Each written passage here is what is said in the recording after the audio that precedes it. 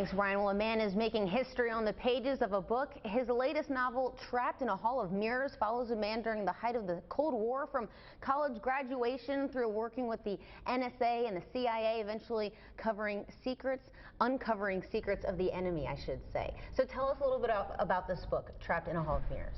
Well, by the way, this is Michael Connick, I should say. He's the brilliant author that's joining us right now. I'm so excited. Okay. So tell us about this book. This book is a result of something that was on my bucket list when I was working. When I retired, I knew I wanted to write a novel, and I wanted to share some of my experiences. I've actually lived and worked overseas in Iran and in Austria. I've worked with various parts of the intelligence community, and more than anything else, I wanted to write a realistic spy novel. Most of the spy novels that I read are filled with supermen like James Bond and right. Jason Bourne.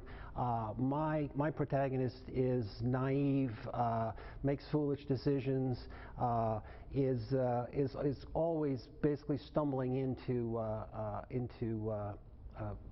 devilish situation. Which is funny because it says how the luckiest man in the world became a spy.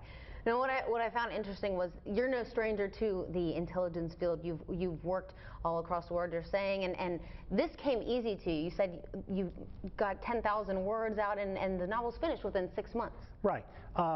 One of the advantages of having actually lived in all these places and worked with the intelligence communities, I didn't have to do a lot of research. When I decided to write the novel, it was actually during a vacation with my family on in the Outer Banks, right. And I sat down and literally the first 10,000 words came out in a week. Yeah, the words just seemed to pour out automatically. Yes, exactly. So sort of describe the main character to us. Main character is a young man named Stephen Connor. He actually accidentally gets into the intelligence community. He's looking for a way to avoid the draft during the Vietnam era, and he takes a job with the NSA. Initially, he's working in a technical area, working with computers.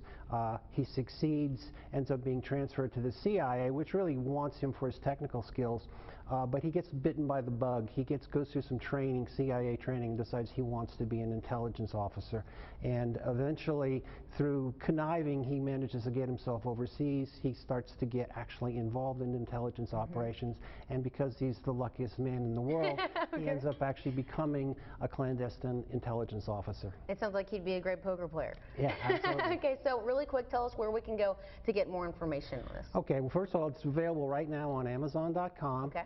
On April 5th, I'm going to be having a book launch reception at the Huntington Museum of Art from 5:30 to 7:30, so if you'd like to come and meet me and get a personally autographed copy. I'm actually a volunteer at the museum, so I have a lot of loyalty to them. I wanted them to get the benefits of the first sales of the book.